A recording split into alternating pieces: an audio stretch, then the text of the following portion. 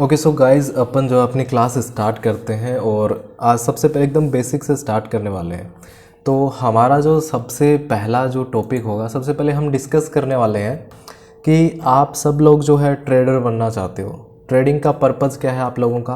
पैसा कमाना, right. Trading आप इसलिए सीखना चाहते हो कि आप मार्केट से थोड़ा बहुत पैसा कमा सको।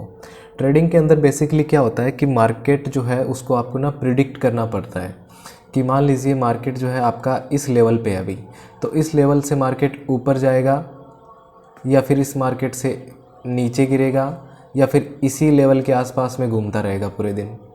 तो इस तरीके से ना आपको प्रिडिक्शंस करनी पड़ती हैं। बहुत सारे लोग जो है इसको गैम्बलिंग बोलते हैं, लेकिन सर ऐसा है कि अगर आप इसको सीख गए तो आपको पता चलेगा कि ये गैम्बलिंग नहीं है।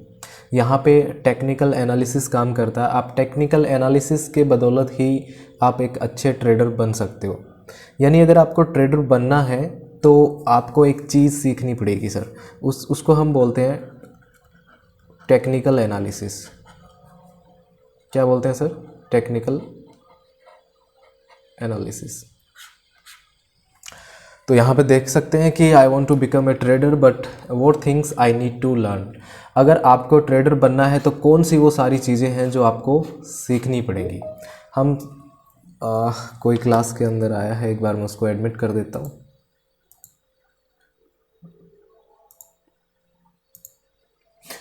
सर जो ट्रेडिंग जो है, ट्रेडिंग के अंदर आप देखेंगे जो सबसे इम्पोर्टेंट चीज़ है, जो सबसे पहला जो चैप्टर होगा, अभी देखना मैं एक सीरीज़ के अंदर ना आपको कुछ चैप्टर्स बताने वाला हूँ। आपको कहीं से भी पढ़ो, आप यूट्यूब से पढ़ो, गूगल से पढ़ो, कहीं से भी पढ़ो, किसी से भी पढ़ो, आपको इसी सीरीज़ के अंदर इन चैप्टर्स को पढ़ना है सर।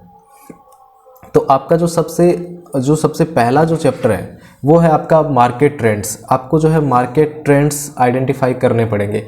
यानी आपको पता होना चाहिए कि मार्केट आपका ऊपर जा रहा है, नीचे जा रहा है या साइडवेज चल रहा है। यानी कि मार्केट ट्रेंड्स के बारे में थोड़ा सा आपको नॉलेज होना चाहिए। फिर आपको सपोर्ट, रेजिस्टेंस, ट्रेंड लाइंस के बारे में थोड़ा नॉलेज होना चाहिए, ये सीखनी पड़ेंगी आपको। हालांकि मुझे पता है कि अभी आप लोगों को इसमें से कुछ भी नहीं आता है, कोई दिक्कत नहीं है। मैं सिर्फ चैप्टर्स बता रहा हूँ आपको, किस सीरीज़ में आपको वो चैप्टर्स पढ़ने हैं। तो पहला जो चैप्टर है वो है आपका market trends and support, resistance, trend lines. ये सारी चीज़ें आपको पढ़नी है। हमारा जो दूसरा चैप्टर है वो होगा आपका basics of candles and candlestick patterns. Sir market के अंदर क्या होता है कि ना आपका मार्केट ना ऊपर जा रहा है, नीचे जा रहा है, तो आप देखेंगे कि मार्केट के अंदर ना आपको कुछ ना कैंडल्स दिखेंगी, कुछ इस तरीके की, कुछ ऐसे मार्केट कैंडल्स बनाते हुए ऊपर जा रहा है। तो उन कैंडल्स के बारे में आपको थोड़ा सा नॉलेज होना चाहिए। कैंडल्स जो होती हैं ये मिल करके ना कुछ पैटर्न्स बनाती है, उन पैटर्न्स के बारे में आपको थोड़ा सा नॉलेज होना चाहिए। इसके अलावा अगर मैं बात करूं तो आपको जो थर्ड चैप्टर देखना होगा वो कौन सा होगा? बहुत सारी जब कैंडल्स मिल जाती हैं तो सर वहाँ पे ना पैटर्न्स बनते हैं, चार्ट पैटर्न्स बनते हैं। जैसे मान लीजिए आपका बहुत सारी कैंडल्स हैं, वो मिल करके मार्केट को ऊपर लेकर के जा रही हैं, फिर यहाँ से थोड़ा नीचे आया, इस लेवल से जो है मार्केट आपका नीचे गिरा, फिर इस लेवल से वापस ऊपर गया और फिर उसी लेवल से जो है मार्केट दोबारा नीचे आ गया और यहाँ पे इसने सपोर्ट लिया था। तो सर आप देखेंगे कि एक ही जगह पे मार्केट आपका ना 2 बार रिजेक्शन लेकर के नीचे की तरफ आया। तो ये देखने में जो है हमको कुछ अंग्रेजी के एम के जैसा दिख रहा है, तो सर इसको बोलते हैं एम पैटर्न या फिर इसको बोलते हैं डबल टॉप। तो इस तरीके से बहुत सारे जो हैं आपको पैटर्न्स देखने पड़ेंगे। बहुत सारे तो नहीं है, थोड़े बहुत ही हैं, ज़्यादा नहीं है, और बहुत ही ईजी मैनर में मैं आपको याद करवा दूंगा, कोई टेंशन की बात नहीं है। तो आपका जो तीसरा जो चैप्टर है सर, तीसरा जो आपका चैप्टर है वो है आपका चार्ट पैटर्न। आपको चार्ट पैटर्न सीखने पड़ेंगे। इसके अलावा जो है आपको ऑप्शन चेन, आपका जो चौथा चैप्टर रहेगा वो रहेगा आपका ऑप्शन चेन। ऑप्शन चेन के अंदर क्या होता है कि आपको कुछ डेटा वहाँ पे दिया गया होता है कि वॉल्यूम कितना है, ओपन इंटरेस्ट कितना है, चेंज इन ओपन इंटरेस्ट कितना है, ये सारी चीज़ें वहाँ पे आपको दी गई होती हैं। ये सारी चीज़ें हम डिटेल में डिस्कस करेंगे बाद में। आपका जो सर पांचवा जो चैप्टर हो गया वो होगा आपका price action and volume analysis. आपका चैप्टर हो गया पांचवा, price action and volume analysis. यहाँ पे हम क्या करेंगे कि सर आपके जो मार्केट ऊपर जा रहा है ना, कुछ इस तरीके से ऊपर जाता है, किस तरीके से नीचे आता है, वहाँ पे कैंडल्स का क्या रोल होता है, चार्ट पैटर्न्स का क्या रोल होता है, सपोर्ट, रेजिस्टेंस, ट्रेंड लाइन, ये सारी चीज़ों को हम वहाँ पे एक साथ कंबाइन करके सीखेंगे और देखेंगे कैसे एंट्री करनी है, कैसे एग्जिट करना है। वो सारी चीज़ें प्राइस एक्शन और वॉल्यूम एनालिसिस में हम देखने वाले हैं। इसके अलावा सर हम किसी भी ट्रेड के अंदर जब एंट्री करेंगे तो वहाँ पे कंफर्मेशन के लिए हमें कुछ इंडिकेटर्स का इस्तेमाल करना पड़ेगा। हालांकि मैं इंडिकेटर्स का यूज़ बहुत कम करता हूँ, मैं इंडिकेटर का इस्तेमाल सिर्फ और सिर्फ कंफर्मेशन के लिए करता हूँ। मार्केट में अगर मेरे को कंफर्मेशन लेनी है किसी ट्रेड के अंदर कि मैं एंट्री करूँ कि नहीं करूँ, जब एक स्ट्रॉन्ग कंफर्मेशन हो जाती है, डबल या ट्रिपल कंफर्मेशन आ जाती है, तभी मैं उस ट्रेड के अंदर एंट्री करता हूँ। तो इंडिकेटर्स का हम इस्तेमाल करेंगे सिर्फ कंफर्मेशन के लिए। इंडिकेटर्स क्या होते हैं इनके बारे में डिटेल में इसी चैप्टर के अंदर हम पढ़ने वाले हैं आगे। उसके बाद में जो हमारा जो चैप्टर आएगा सर वो आएगा स्ट्रैटेजीज। मार्केट के अंदर जब इतनी सारी चीज़ें हम पढ़ लेंगे, जैसे कैंडल्स पढ़ लेंगे, chart pattern, option chain, indicator, ये सारी चीज़ें आप बेसिक्स आप पढ़ लेंगे, तो उसके बाद में ना आपको मार्केट के अंदर ना एक स्ट्रैटेजी डेवलप करनी पड़ेगी। देखिए हर एक बंदा जो होता है ना उसकी अलग अलग स्ट्रैटेजी होती है, उसके तहत वो अपनी जो ट्रेड्स होती हैं उनको एग्जीक्यूट करता है। मेरी स्ट्रैटेजी अलग होती है, किसी और बंदे की स्ट्रैटेजी जो है वो अलग होगी। तो हम कुछ स्ट्रैटेजीज़ पे हम बात करने वाले हैं और देखेंगे कि आपके लिए कौन सी ज़्यादा बेटर रहती है, कैसे सूट करती है।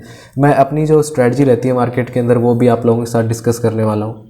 इसके अलावा जो आपका लास्ट चैप्टर रहने वाला है सर, अभी तक जितना भी आपने इससे पहले जितने भी चैप्टर्स के नाम सुने हैं उनका रोल जो है वो सिर्फ 5% है, जितना मुझे लगता है, जितना मैं अपने एक्सपीरियंस से आपको बता रहा हूँ। मुझे लगता है कि जितने भी चैप्टर अभी आपने जो पीछे हमने जो डिस्कस किए हैं, थोड़ा सा हमने बात करी जिनके बारे में, वो सिर्फ 5% उनका रोल है। सर 95% जो रोल होगा वो होगा इस चैप्टर का, trading psychology and risk management. अगर आपका साइकोलॉजी स्ट्रॉन्ग है, अगर आप साइकोलॉजी पकड़ पा रहे हो, मार्केट के अंदर जो बड़े बड़े जो प्लेयर्स हैं उनकी साइकोलॉजी अगर आप पकड़ पा रहे हो और आपकी खुद की जो साइकोलॉजी है वो ठीक है, आपका रिस्क मैनेजमेंट ठीक है, तो आप इस मार्केट के अंदर सर्वाइव कर सकते हो।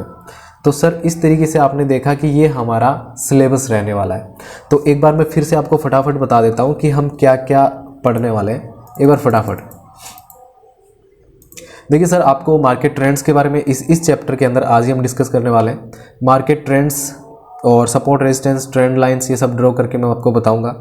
इसके अलावा basics of candles and candlestick patterns हम पढ़ेंगे, इसके बारे में हम कैंडल्स के बारे में जानेंगे। फिर हम चार्ट पैटर्न्स के बारे में पढ़ने वाले हैं। उसके बाद में हम ऑप्शन चेन पढ़ेंगे।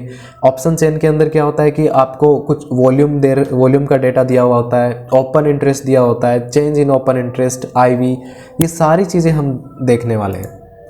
इसके अलावा हम price action and volume analysis करेंगे, बहुत इंपॉर्टेंट चैप्टर है।